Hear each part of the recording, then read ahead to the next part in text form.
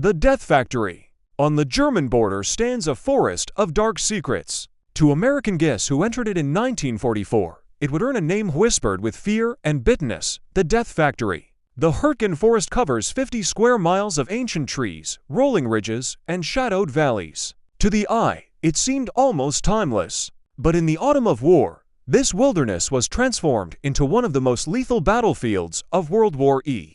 The war in Europe had already been fought across vast landscapes, from the deserts of North Africa to the hedgerows of Normandy, from the bombed-out cities of France to the bridges of Holland. But here, in this dense and tangled woodland, the fighting would take on a different character. There would be no sweeping maneuvers or rapid advances. Instead, the struggle became brutal and grinding. Soldier against soldier, tree against man, artillery against the very earth itself. Today, the evidence of that war is disappearing fast. Moss covers the scars. Trees have regrown where explosions once tore craters. Nature, indifferent to memory, seeks to heal. Yet beneath the canopy, hidden under the soil, the traces of that dark chapter remain. That is why a team of modern explorers has returned, armed with state-of-the-art tools to pierce the forest's secrets and reveal what decades of silence have concealed. For the Americans in 1944, the story began at the edge of the forest. In the summer, Allied forces had broken through the beaches of Normandy. Paris was liberated. Belgium lay ahead. The dream of ending the war before Christmas seemed within reach. But between the Americans and the Rhine, between them and Germany's industrial heartland, stood this forest. To stop them, the Germans had constructed the Siegfried Line, a vast system of defenses running along their western border. At the Hürtgen's edge, its guardians still remain, the Dragon's Teeth. These rows of concrete pyramids, rising from the ground like the fossilized spines of some prehistoric beast, were designed to halt tanks in their tracks and channel attacking forces into killing zones. For American soldiers advancing eastward, these teeth were only the beginning. Behind them lay an even greater danger, a hidden fortress. The forest itself had been transformed into a labyrinth of bunkers, dugouts, trenches, and foxholes. Concrete shelters disguised by earth and brush. Steel doors sunk into hillsides. Machine gun nests whose fields of fire overlapped like interlocking blades. Step by step, the forest swallowed men alive. Those who entered described a silence broken only by the crunch of boots on pine needles, the snap of a twig that might betray a position, the constant fear that just beyond the next tree, death was waiting. Foxholes dotted the forest floor like scars. Dug into frozen ground, often half-flooded, they were at once a refuge and a tomb. Men crouched inside them during artillery barrages, praying that the next shell would not find them. The earth was their only armor, but sometimes even the earth betrayed them. For in Hürtgen, even the trees could kill. The Germans, veterans of the Eastern Front, had perfected a lethal technique. They timed their artillery to detonate not upon impact with the soil, but high above the ground. Shells struck branches, exploded in the canopy, and sent jagged fragments of steel raining down like iron sleet. These were called tree bursts. Soldiers learned to fear the sky as much as the ground. In the open, the earth might shield them. But beneath the trees, there was no escape. Death descended from above. For the men who fought here, there was nothing incredible about it. It was terror made real, a storm of steel and splinters that shredded trees and men alike. And this was only the beginning. The Hürtgen Forest was not merely a battlefield. It was a carefully prepared slaughterhouse. Every ridge was fortified. Every path was mined. Every clearing was pre-sighted for artillery. Soldiers advancing through the gloom spoke of an invisible enemy. Machine guns barked from bunkers they could not see. Mortar crashed down from ridges beyond their reach. The forest itself seemed alive, conspiring to confuse, delay, and destroy. American commanders, determined to secure the forest and deny the Germans a platform for counterattack, ordered division after division into its depths. But the deeper they went, the more the forest consumed them. Soldiers' diaries describe the ordeal in grim words: "We move forward by yards, not miles. The trees hide everything. We are wet, cold, and afraid. We lose friends every day. They say we are advancing, but it feels like the forest is swallowing us whole." The campaign would stretch for months. Thousands of lives would be spent here. And yet, the cost and the question remain: was it worth it? At the time, the soldiers could not know. They only knew that they had been ordered into the shadow of the Hürtgen Forest, and that survival itself would be counted as a victory. In the death factory, every step forward came at the price of blood. And this was only the first act in a tragedy that was far from over. Fire from the trees. The forest was supposed to offer cover. Its towering pines and thick canopy promised protection from the open skies where German aircraft and long-range artillery could scourge advancing troops. Too many American soldiers entering the Hürtgen in late 1944. The dense trees at first seemed like allies. They whispered that the shadows would hide them, that the tangled undergrowth would shield them from the enemy's eyes. But this was an illusion. The forest gave nothing. It only took. The Germans had fought long and hard on the Eastern Front. They had survived in landscapes far harsher than these woods. They had learned how to turn terrain into a weapon. And here in the Hürtgen, they used every trick of survival, every grim lesson of war, to deadly effect. Artillery was the forest's most feared killer. Not the shells that screamed into the soil and erupted in earth, but those that burst above the ground. The Germans perfected the art of fusing their shells to detonate in the treetops. When the explosions came, the thick canopy amplified their power. Wooden splinters as sharp as knives tore through the air alongside shards of red-hot metal. These were called tree bursts, and they transformed the woods into a slaughterhouse. Men who had survived machine gun fire, who had crawled across minefields, who had stormed bunkers with grenades, were cut down not by what they could see, but by what they could not. The canopy became a ceiling of death. Soldiers cowered in foxholes, only to find that their shallow pits offered no protection when shrapnel and timber rained down from above. Some called it iron rain, others a storm of steel. To those who endured it, it felt as though the very forest had turned against them. One veteran later wrote, "There was nowhere to go. You dug as deep as you could, you pressed yourself into the mud, and still it came down through the trees. Men vanished. Sometimes only a boot was left sticking out of the earth. You stopped believing in luck. You stopped believing in tomorrow." The psychological toll was immense. Every whistling shell overhead carried the promise of sudden, brutal death. Men learned to flinch at every creak of branches, every sound of splintering wood. Night offered no relief, for the forest was filled with echoes, and every echo could be mistaken for an incoming barrage. Sleep came in short, haunted bursts. Dreams were filled with jagged metal, exploding trees, and the screams of comrades. Winter compounded the misery. By November, rain turned foxholes into pits of freezing water. Soldiers huddled in mud up to their knees, their boots soaked, their bodies shivering uncontrollably. Frostbite claimed toes and fingers.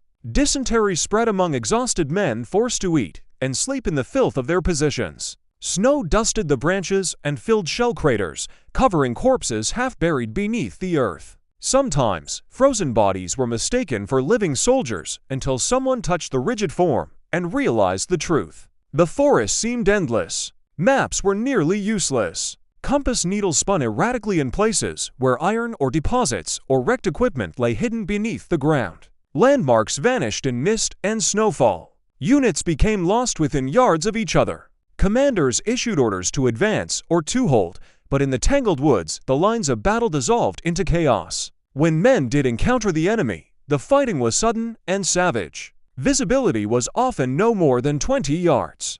A patrol could stumble directly into a German position without warning.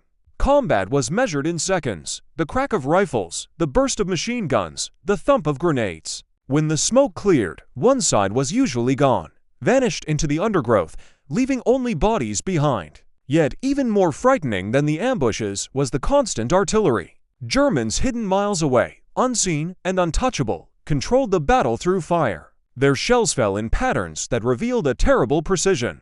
They knew the paths Americans would take, the clearings where they would gather, the ridges they would try to crest. Each was already marked on German maps. Each was already targeted. Survivors described the sensation of being hunted not by men, but by mathematics. To step onto a road was to invite destruction. To linger too long in an open space was to draw fire. Even to light a cigarette at night was to risk a shell falling from the darkness. The forest punished every mistake, every pause, every attempt to feel human in a place where humanity was stripped away. Letters from the front revealed the collapse of morale. Soldiers wrote home with bitterness, sometimes anger, often despair. They tell us we are here to keep the enemy from counterattacking. But all we do is die. Men go missing every day.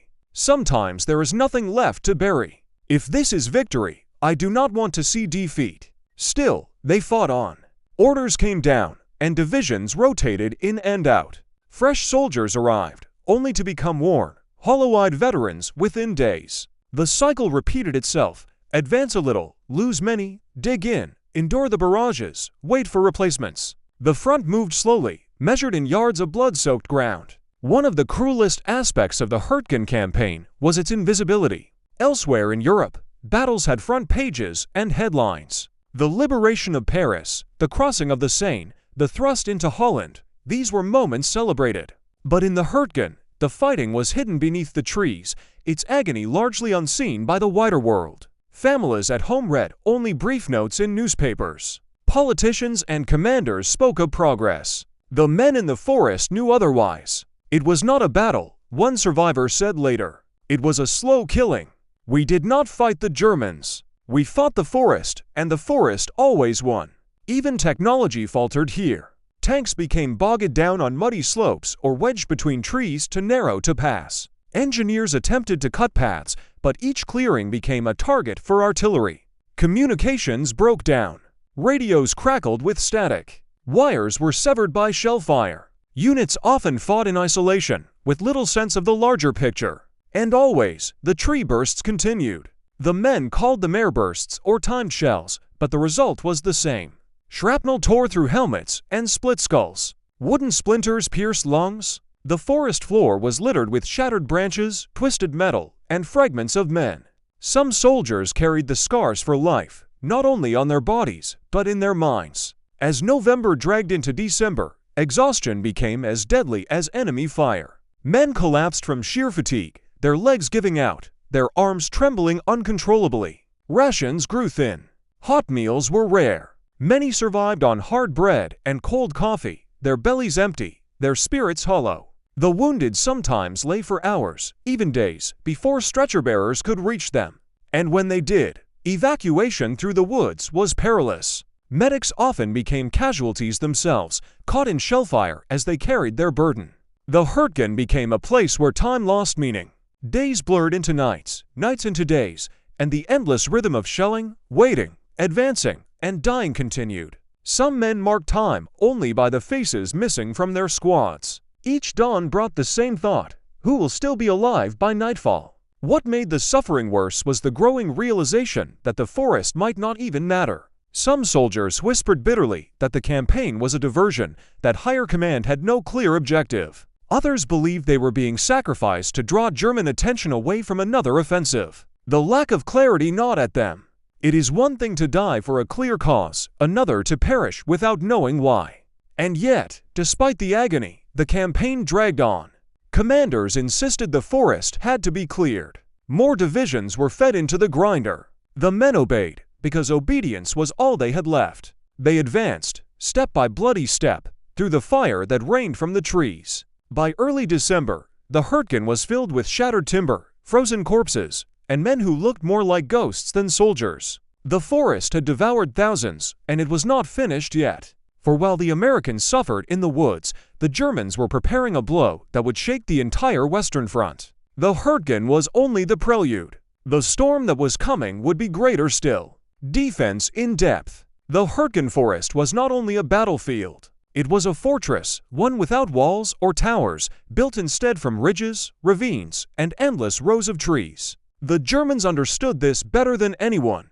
They had studied the terrain, memorized its every rise and hollow, and prepared it with care long before the Americans arrived. To the men of the Wehrmacht, the forest was not an obstacle. It wasn't a lie. The strategy they employed was simple in concept and devastating in practice: defense in depth. Rather than relying on a single line of bunkers or trenches, they built layer upon layer of fortifications. If one position fell, another waited just behind it. If a machine gun nest was destroyed, a second and a third would already have overlapping fields of fire. Every foxhole covered another. Every path led to a kill zone. Every clearing had already been sighted for artillery. The dragon's teeth and the bunkers at the edge of the forest were only the first layer. Behind them stretched miles of hidden positions, connected by camouflage trails and communication trenches. Some bunkers were reinforced with concrete walls several feet thick, capable of withstanding direct hits from artillery. Others were dug into hillsides, their doors disguised by brush and earth. Inside, German soldiers waited with machine guns, mortar, and flamethrowers. To flush them out often required point-blank combat, grenades tossed through firing slits, flamethrowers used against steel doors, men charging into smoke and fire with no guarantee of survival. American soldiers quickly discovered that even when they captured one bunker, they were still within range of 2 more. The Germans had arranged their defenses like interlocking shields. From every direction came gunfire. From every slope came mortar. And behind each position, another waited. Progress through the forest was measured not in miles, but in yards. A corporal from the 28th Infantry Division later recalled, "It was like trying to fight a ghost. You thought you had taken a position, only to find yourself surrounded by others." The Germans seemed to be everywhere, and they knew the ground better than we ever could. The forest itself reinforced this defense. Trees blocked the view of advancing Americans, preventing them from spotting enemy positions until it was too late. The ridges and ravines forced units into narrow channels where they could be cut apart by machine guns. Streams and marshy ground slowed movement and trapped vehicles. Mines were hidden under leaves and snow, waiting for an unlucky step. Each step forward demanded alertness, courage, and often sacrifice. When artillery fire came, it was precise, as if guided by unseen hands. The Germans had registered every path, every crossing, every potential assembly point. Forward observers hidden in the trees directed fire with ruthless efficiency. A platoon that paused for a moment to regroup could be obliterated within seconds. Soldiers learned to scatter instinctively, to avoid bunching together, to move quickly through open spaces. Yet even caution was no guarantee. The shells came anyway, tearing men apart and leaving their comrades to press on past the wreckage. Winter deepened the misery. Snow blanketed the forest, concealing mines and frozen corpses alike. The cold stiffened weapons, froze canteens, and turned every breath into a cloud of white. Soldiers wrapped themselves in whatever scraps of cloth they could find, but frostbite still gnawed at fingers and toes. Fires were forbidden, for the glow of a single flame could draw enemy fire. At night, the forest was utterly black. Men stumbled blindly, sometimes tripping over roots, sometimes over the dead. The Germans took full advantage of the conditions. Their soldiers were veterans of brutal winters in Russia and had mastered the art of concealment. They built shelters that blended seamlessly into the landscape. Their uniforms were adapted for the cold. Their discipline held strong. Even when pushed back, they counterattacked fiercely, ensuring that no American advance was ever secure. For the men of the U.S. Army, the forest became a place of constant uncertainty. A ridge captured at dawn could be lost by dusk. A bunker cleared with grenades might be reoccupied by nightfall. Patrols disappeared into the woods and never returned. Rumors spread of entire squads swallowed by the forest, wiped out without a trace. One sergeant described the experience bitterly. "You never felt safe, not even for a minute. If the bullets didn't get you, the shells would. If the shells didn't, then the mines or the cold would. Every day felt like a gamble, and most of us were running out of luck." The psychological weight of this defense in depth was immense. Men began to see the forest itself as an enemy. Its silence was suffocating. Its shadows seemed alive. At night, imaginations conjured shapes moving between the trees, the sound of footsteps in the underbrush, whispers carried on the wind. Paranoia became as deadly as fatigue. Trigger fingers grew nervous. Sometimes, a rustling branch brought down a storm of gunfire. Yet the Germans were very real. They exploited the Americans' unease, launching sudden counterattacks that came without warning.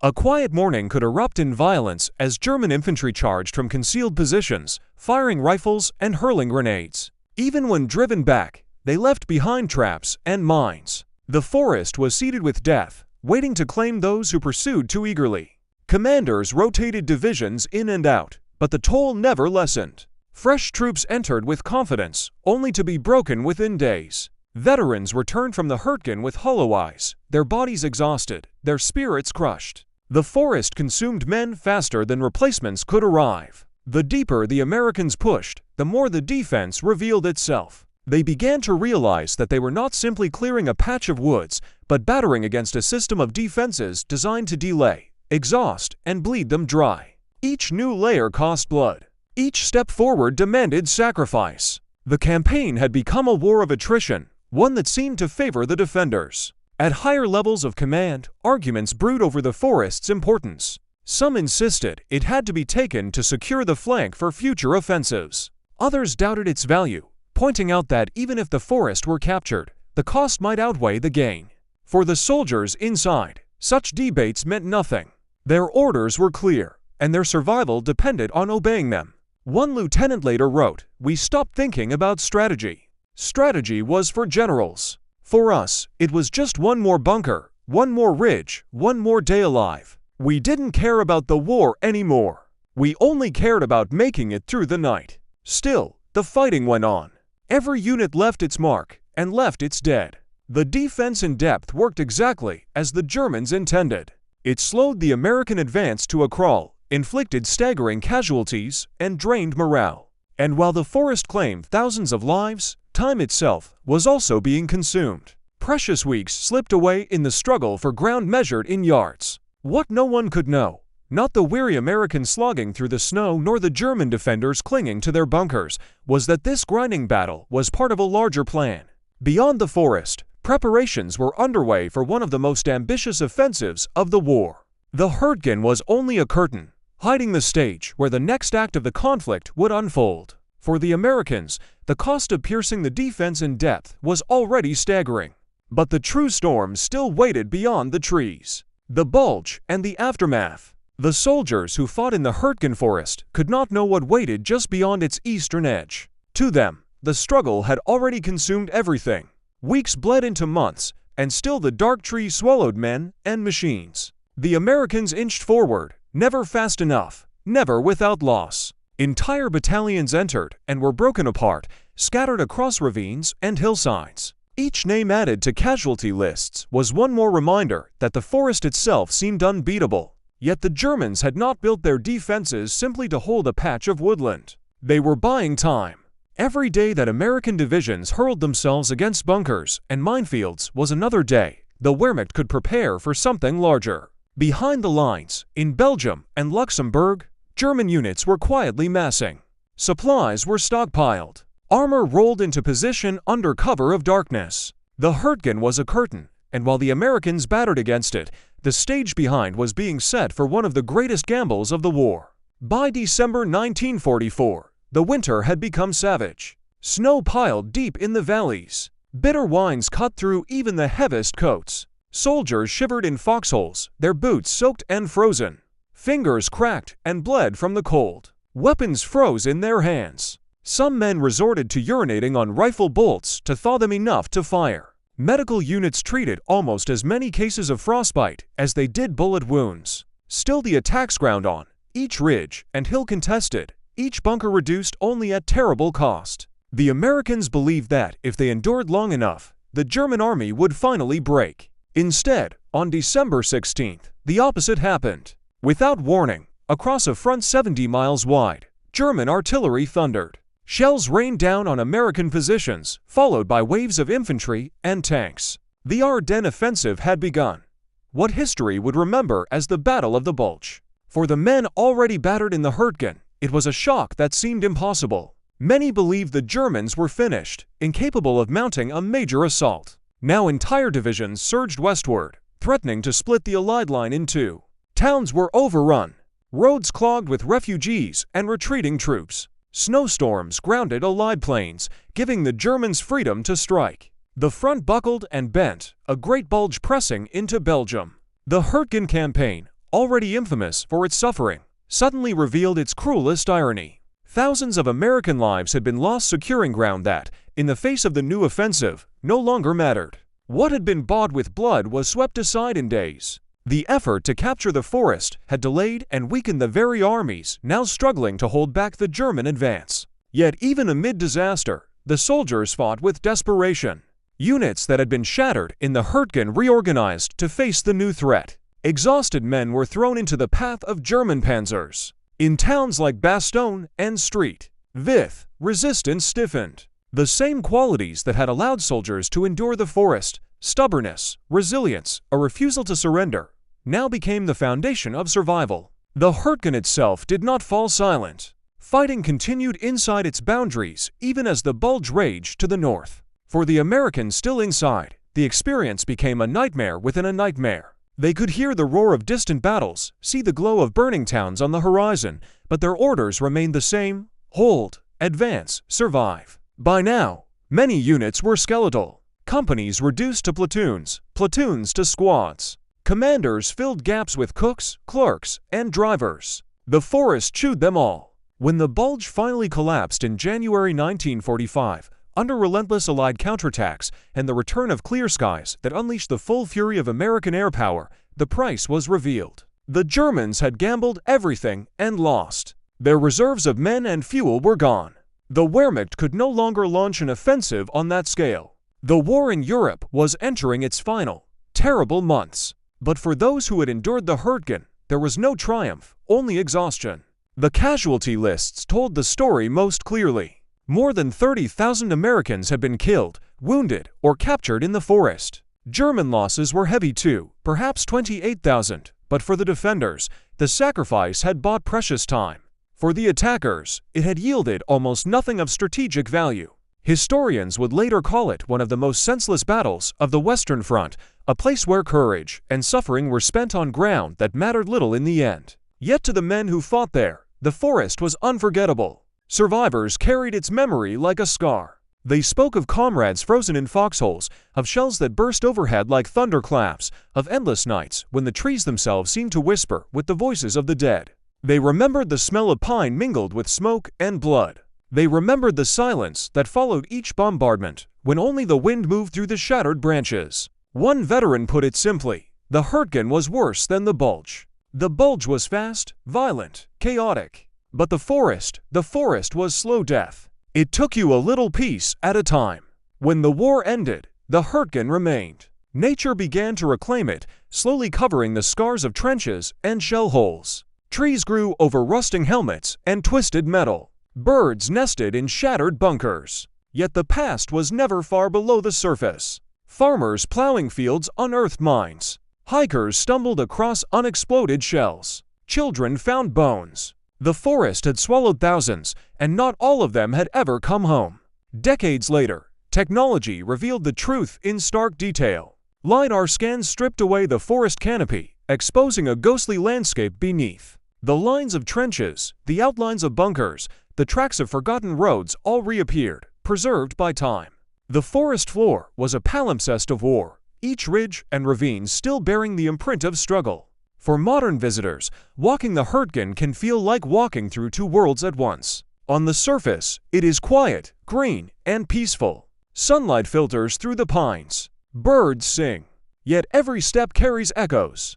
Concrete bunkers crouch among the trees, their firing slits still dark. Memorials stand where companies were annihilated. Cemeteries mark the resting places of those who never left. The silence feels heavy, as if the forest itself remembers. The Hürtgen campaign is less famous than Normandy or the Bulge, but for those who endured it, fame was irrelevant. What mattered was survival, and for too many, even that was denied. The forest remains a monument not to victory, but to endurance, sacrifice, and the terrible cost of war fought in a place that offered no mercy. In the end, the Hürtgen Forest did not decide the war, but it revealed, in the most brutal way, what war could become when men were pitted against not only an enemy, but against the land itself. It was a crucible of fire, frost, and fear, a place where strategy gave way to suffering, and where the true measure of courage was simply the will to keep moving forward, one frozen step at a time. The forest that remembers. The Hürtgen Forest never truly ended when the last shot was fired. Wars are supposed to leave behind dates, battle maps, casualty numbers, the clean ledger of history. But the Hürtgen refuses to be neat. It lingers, alive in memory and in silence, a place where time collapsed and thousands of men were swallowed whole. For the Americans who fought there, the forest became a wound that never closed. Survivors returned home with fragments of its darkness clinging to them. Some spoke of it rarely, as if words could never capture the suffocating nights, the sudden bursts of fire from unseen enemies, the endless cold that seemed to gnaw the soul. Others could not stop speaking of it, their stories pouring out decades later in veterans' halls and family kitchens, as though unburdening themselves of ghosts. The Germans, too, remembered. For them, the Hürtgen was a bitter defense, a delaying action that achieved its purpose yet cost them dearly. Many defenders did not live to see the lines shift again, to see their homeland consumed by war from east and west. But in the forest they fought with skill, ferocity, and an intimacy with the land that turned every hill and ravine into a weapon. The truth of the campaign lies not in strategy, but in human endurance. The Hürtgen was not a clash of grand armies maneuvering across open plains. It was a struggle of individuals, cold, frightened, exhausted, who pressed forward because to stop was to die. Men fought for yards of mud, for bunkers that seemed to regenerate, for ridges that promise only more ridges beyond. The price of those yards was written in blood and carved into the trees by shrapnel. Today, the forest looks deceptively peaceful. Green moss carpets the ground. Pines stretch upward, whispering in the wind. Birds trace the sky where once planes roared and shells tore apart the canopy. To a casual hiker, it is simply another woodland. But the earth beneath holds memories too heavy to fade. Dig deep enough and the war emerges, rusted helmets, shattered rifles, bones. Even without digging, the traces remain. Bunkers squat among the trees, their concrete scarred but unbroken. Memorial stones mark where entire companies fell. Cemeteries line the edges, filled with row upon row of crosses. Technology has peeled back the present to reveal the past in stark relief. LiDAR imaging shows the hidden scars, the skeletal outline of the battlefield preserved in ridges and depressions. Each trench line, each foxhole, each artillery crater still lies where it was made. The forest floor is a map of memory, untouched by time. The lesson of the Hürtgen is not one of victory. It is one of cost. Military historians debate its necessity, question whether the campaign should have been fought at all, whether the ground was worth the men it consumed. But for those who stood in the snow and mud, the argument is meaningless. They did not fight for maps or strategies. They fought because they were told to, because survival demanded it, because comrades stood beside them, and to falter was to let them down. And so the forest remains, both real and symbolic. Real, in the soil still seeded with unexploded shells, in the bones still occasionally unearthed. Symbolic, in what it represents about the nature of war, the grinding, senseless attrition, the way human courage and human suffering can be poured into ground that offers nothing in return. Visitors today often describe a strange heaviness in the Hürtgen, as though the air itself carries memory. Stand in the quiet long enough, and it is possible to imagine the shapes of men moving between the trees, the muffled thud of shells in the distance, the cries of orders shouted in multiple tongues. The forest does not speak, but it remembers. The Hürtgen was not decisive. It did not end the war. But it revealed the extremes of endurance and the brutality of combat in a place where even nature itself seemed to conspire against humanity. It showed how strategy can be consumed by terrain, how men can become lost in battles that yield little but loss. In the end, the forest tells us something about war that is often forgotten in the sweep of history. It reminds us that not every battle is glorious, not every sacrifice achieves something tangible. Sometimes war is simply endured. Sometimes survival itself is the only measure of victory. And as the wind moves through the pines, carrying whispers of the past, the Hürtgen remains, what it was then, a place of silence, of shadows, of endurance. A place where men lived and died, where courage met futility, and where history still lingers, waiting for those willing to listen. The war has long ended. The soldiers are gone. But the forest still remembers.